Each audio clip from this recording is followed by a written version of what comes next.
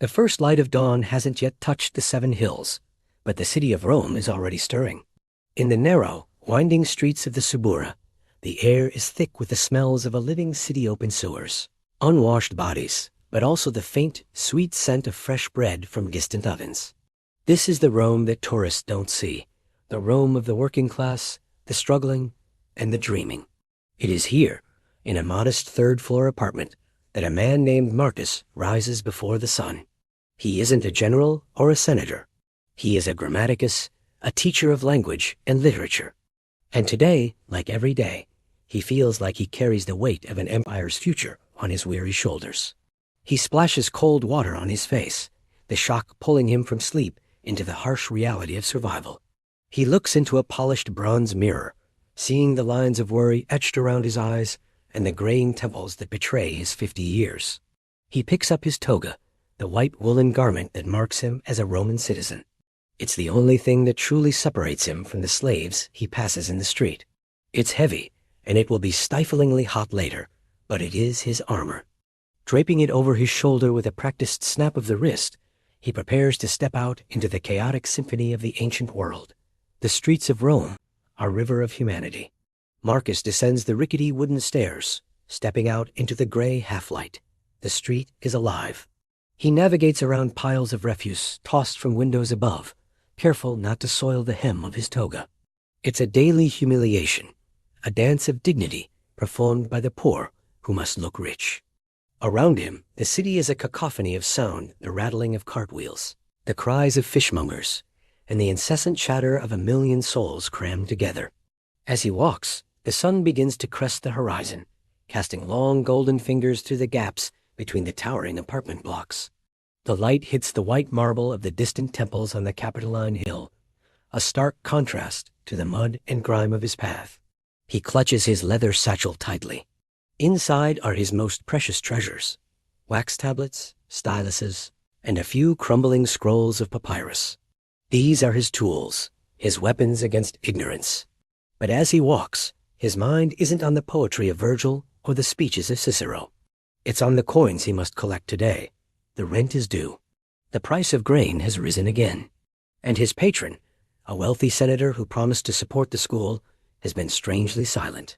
He arrives at the schoolhouse, a small, cramped space rented in a sheltered corner of an open colonnade. It's not a grand building. There are no marble statues or sprawling courtyards. There is only a stone bench for the students and a slightly raised chair for the master. He sits, arranging his robes with a sense of ceremony, trying to project an aura of authority and calm that he doesn't entirely feel. He is the first here, as always. He takes a moment of silence, listening to the roar of Rome growing louder. He thinks of the students who will soon arrive, boys from the families of freedmen, petty merchants, and perhaps, if he's lucky, the son of a knight. He thinks of their parents, who view education not as a journey of the soul, but as a transactional investment, a ladder to social climbing that they are paying for by the hour. In Rome, knowledge is not free. It is a commodity, and Marcus is merely the merchant. But as he smooths the wax on a tablet, he reminds himself why he does this. He remembers the spark in a child's eye when a complex sentence suddenly makes sense. It is this fleeting magic that keeps him coming back to this cold stone bench, day after day. The first student arrives, late and breathless. It is Lucius, the son of a prosperous spice merchant. The boy is small for his age, his face smeared with remnants of a honey cake eaten on the run. He offers a quick, bowing apology, more out of fear of his father's whip than respect for the teacher. Marcus nods, a silent forgiveness, and beckons him to sit. One by one, the others trickle in. Gaius, loud and boisterous, the son of a retired centurion who believes discipline is the only lesson worth learning. Then comes young Quintus, quiet and studious, the son of a Greek freedman who dreams of his son becoming a rhetorician.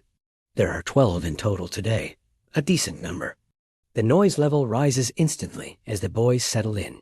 The slap of sandals on stone, the rustle of tunics, the low hum of whispered jokes and gossip. Marcus stands up. He does not shout. He does not need to. He simply raises his hand, a gesture they have learned to respect. The silence that follows is immediate, though filled with the tension of suppressed energy. "Begin," Marcus commands, his voice rasping slightly from the dry morning air. The lesson starts with the basics, a grueling foundation of literacy. The younger boys pull out their wax tablets and styluses. The scratching sound of the iron stylus biting into the wax fills the colonnade, a sound like insects chewing on wood. They are copying letters, over and over again. A, B, C, D, its monotonous, repetitive work. This is the bedrock of Roman education. There are no colorful pictures, no songs, no games. Learning is a serious business, a form of mental labor. As the boys work, Marcus walks among them. His eye is sharp, honed by decades of practice. He corrects a clumsy grip on a stylus here, a misshapen letter there. He praises Quintus for his neat, precise characters, and he prods Gaius, whose letters are as rough and undisciplined as his personality. The boys work in silence, but their faces tell the story. Boredom, frustration, and for a few, the quiet satisfaction of a line well drawn. The sun climbs higher, and the heat begins to build under the colonnade. The air grows thick and heavy. The lesson shifts. The older boys are now reciting passages from Virgil's Aeneid. This is the heart of a grammaticus teaching, instilling the great works of Roman literature into the minds of the next generation. They recite from memory, their young voices stumbling over the complex meter and archaic vocabulary. Arma virunt cano. Gaius begins, his voice loud but flat, devoid of emotion. He recites the words like a list of military commands. Marcus stops him. No, Gaius, feel the words. You are telling a story of war, of a hero, of the founding of our very city. I sing of arms and the man. Put the fire of your father's legions into your voice. He demonstrates, his own voice, though old, resonating with a passion that stills the restless energy of the boys. For a moment, they are not just students. They are an audience, captivated by the epic tale. This is where Marcus finds his joy.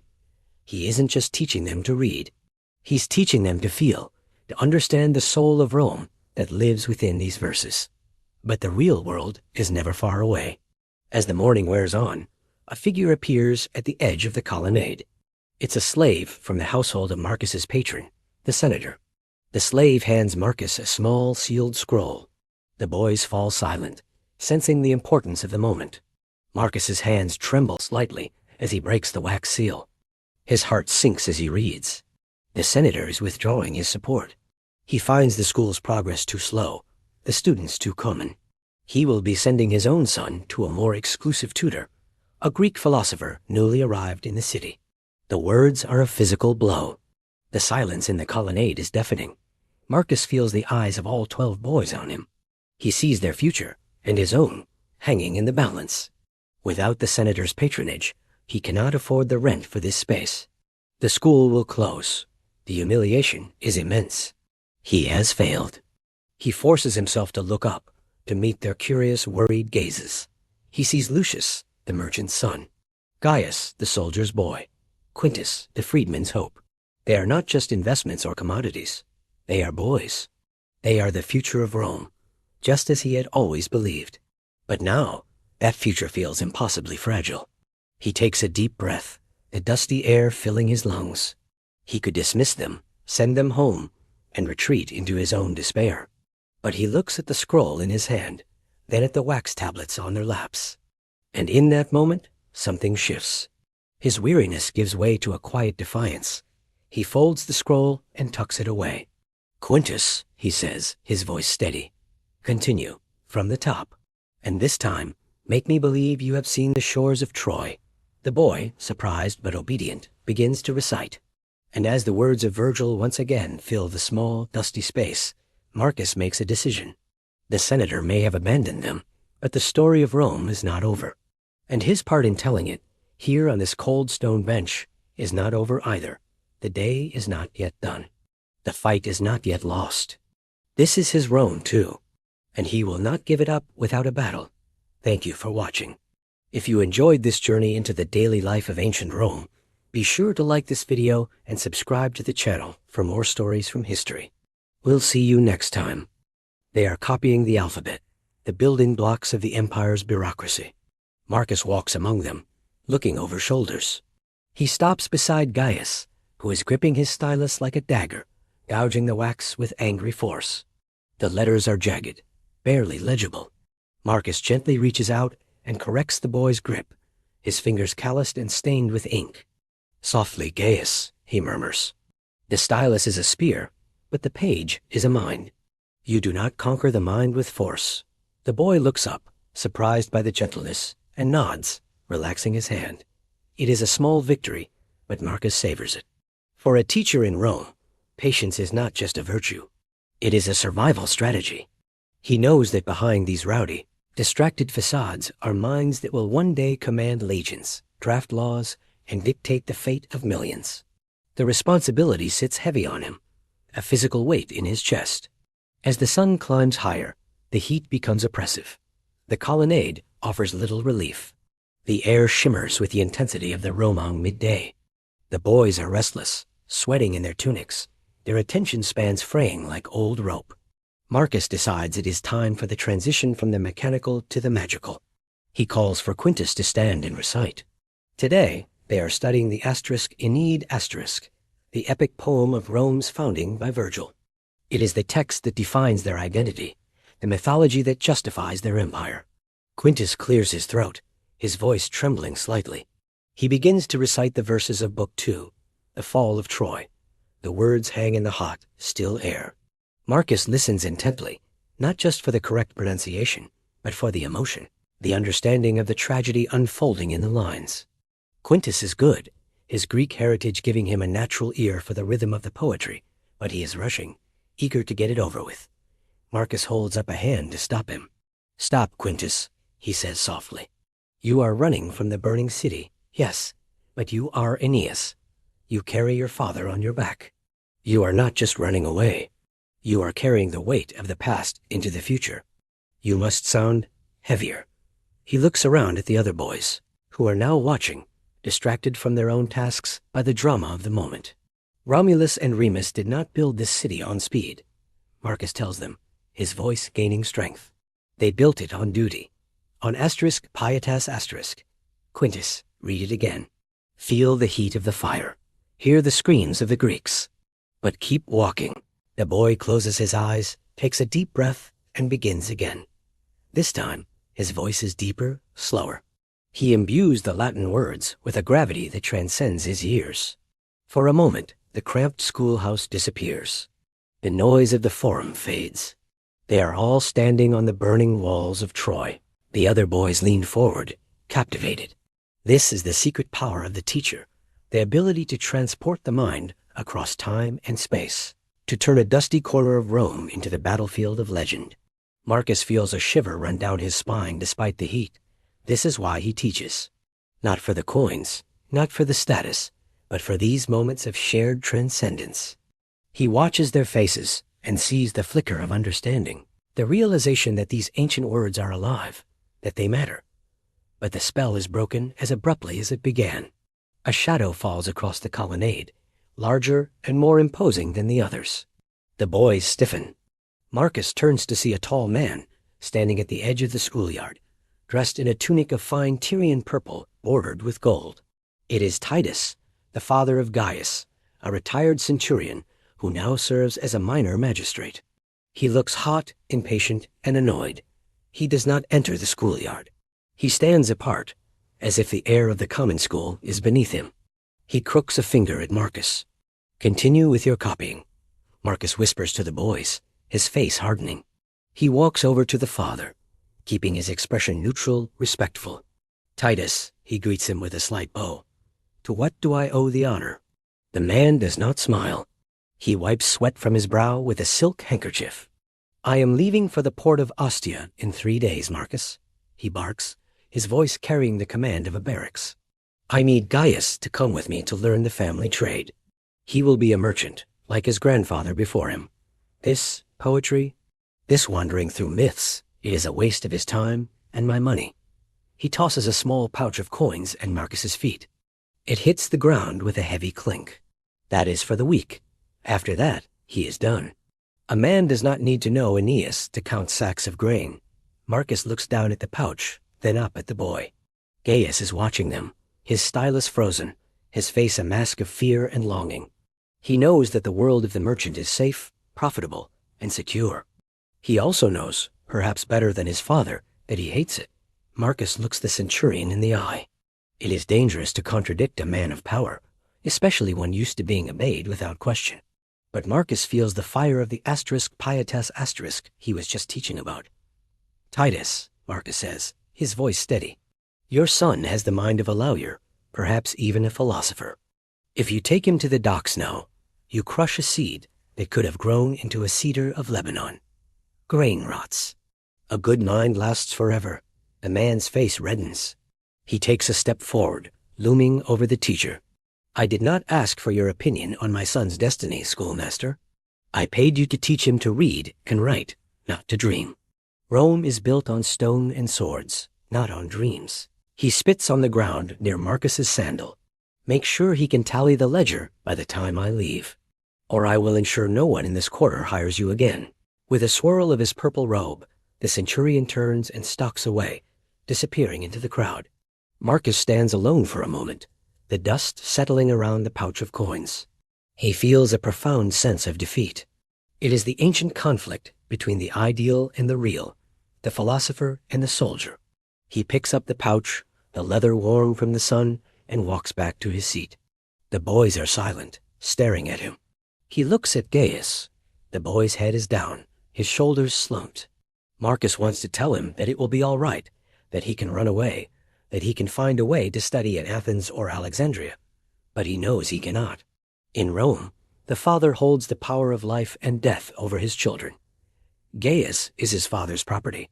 Back to work, Marcus says, his voice flat.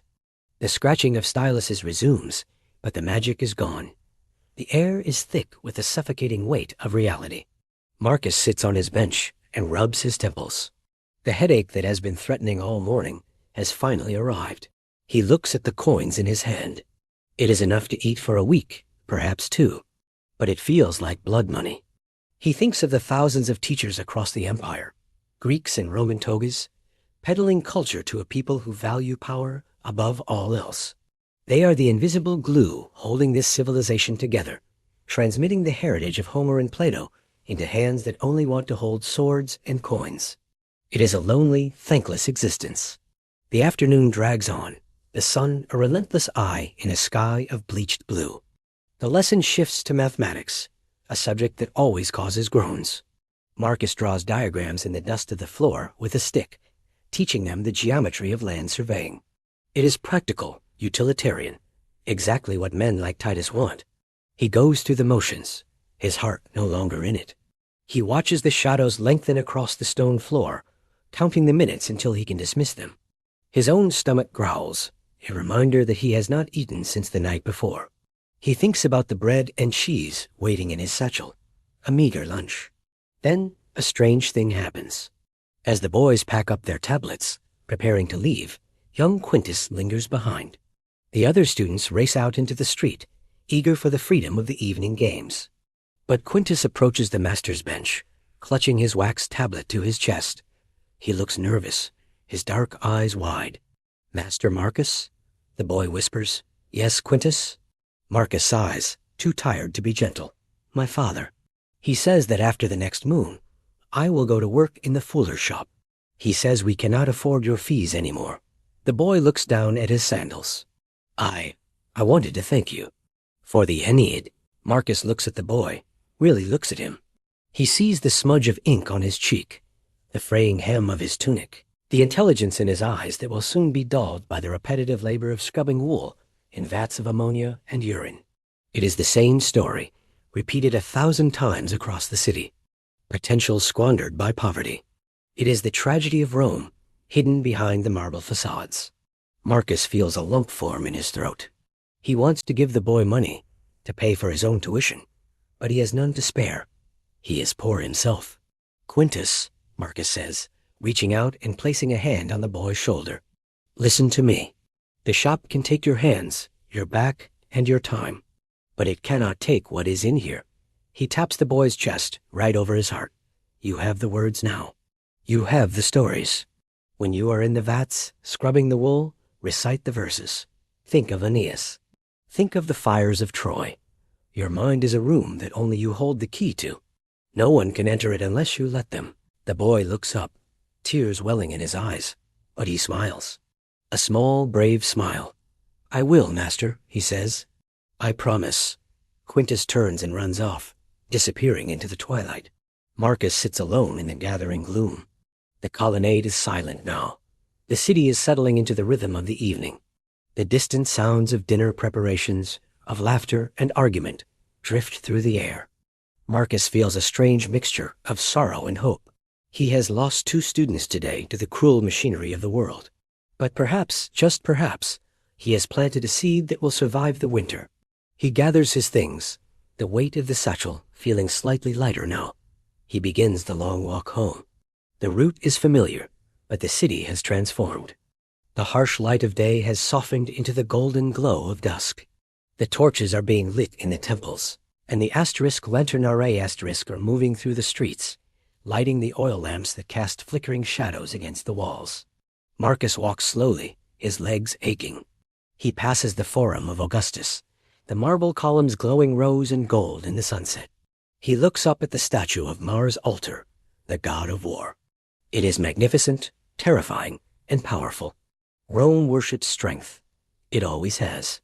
But as Marcus stands there in the shadow of the empire, he realizes that the statues will crumble, the temples will fall, and the power of Rome will one day be a distant memory. But the words?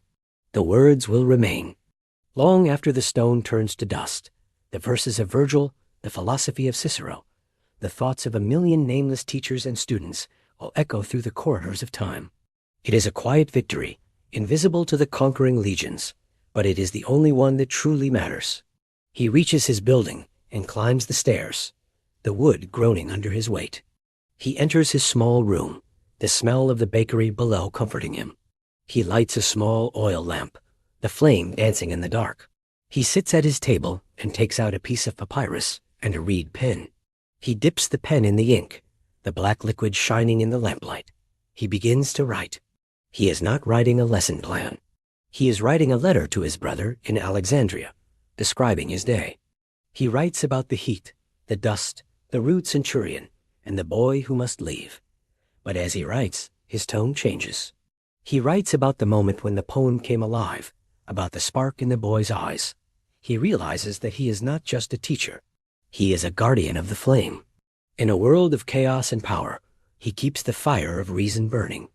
He finishes the letter and seals it with wax. He will give it to a merchant captain heading east in the morning. He stands up and walks to the window. He looks out over the city. Rome is a sea of lights, stretching all the way to the dark hills beyond. The noise is a dull roar now, the heartbeat of a giant.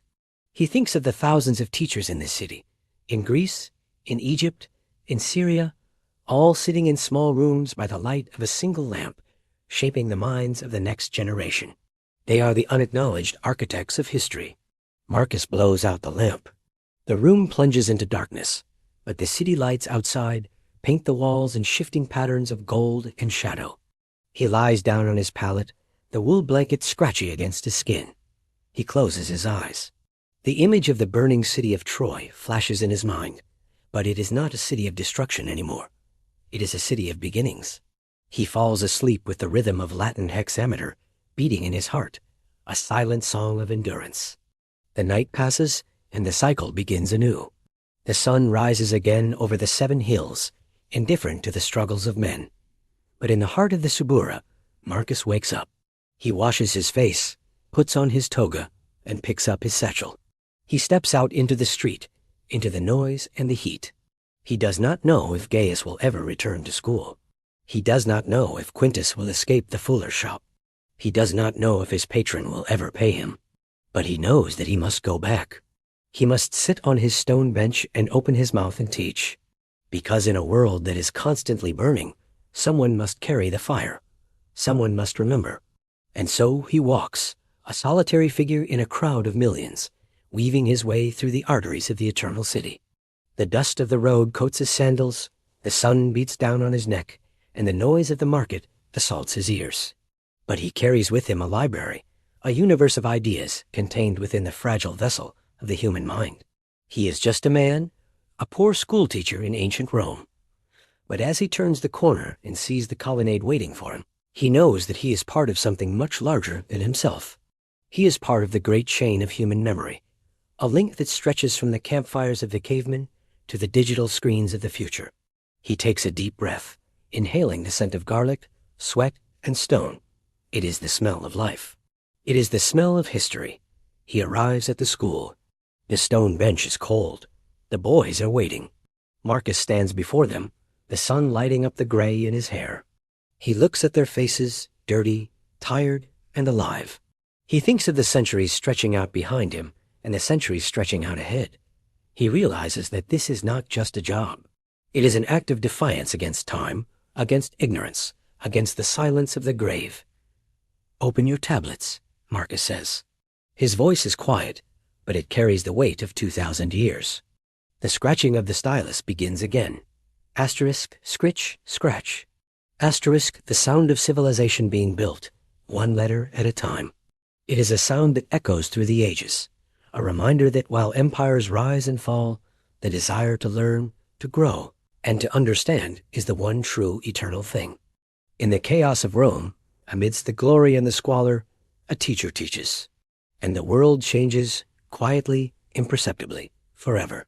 The day wears on, the sun moving across the sky like the hand of a giant clock.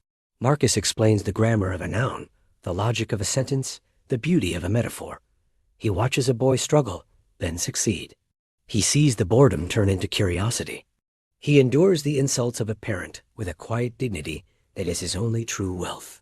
He is tired, his feet ache, and his throat is dry, but he is content. For in this small, dusty corner of the world, he is doing the work of gods. He is taking the raw clay of humanity and shaping it into something that can think, that can feel, that can dream. As the shadows lengthen once more, signaling the end of the lesson, Marcus packs his bag. He looks at the empty colonnade, the silence returning now that the boys are gone. He touches the stone pillar, feeling the rough texture of the travertine. He thinks of the masons who cut this stone, the slaves who hauled it, the architect who designed it. All gone, all dust. But the idea of the arch, the concept of the column, the understanding of the load, and the thrust, these ideas survived. And they were taught in schools just like this one, by teachers just like him. He walks home in the cool of the evening. The stars are beginning to prick the dark velvet of the sky. He sees the constellation of the hunter, Orion, rising in the east. The same stars that shone down on the shepherds of Troy, the same stars that will shine down on generations yet unborn. It is a comforting thought. We are all travelers under the same sky, he thinks, connected by the light of distant suns. He reaches his door. He is exhausted, but his mind is racing. He wants to read, to study, to prepare for tomorrow. But he knows he must rest. The body is weak, even if the spirit is willing. He eats his simple meal, bread and oil, sitting by the window. He watches the people below, the ebb and flow of the Roman night. A drunk staggers by, singing a bawdy song. A prostitute leans in a doorway, calling out to passers-by. A group of soldiers marches past, their armor clanking, on their way to the barracks. It is a tableau of life, vibrant and messy. Marcus finishes his bread and wipes his mouth. He lies down on his bed. He closes his eyes. He is just a man. Tomorrow he will wake up and do it all again. He will struggle with the same problems, face the same challenges. He will likely die poor and forgotten, his name lost to history. But as he drifts off to sleep, a smile touches his lips, because he knows that he is not just a man. He is a teacher, and as long as there is one teacher left to light the way, the darkness will never truly win. The story of humanity will continue to be written, one lesson, one word, one day at a time. The eternal city sleeps, but the mind never truly rests. And in the silence of the night, the future is being dreamed, one student at a time.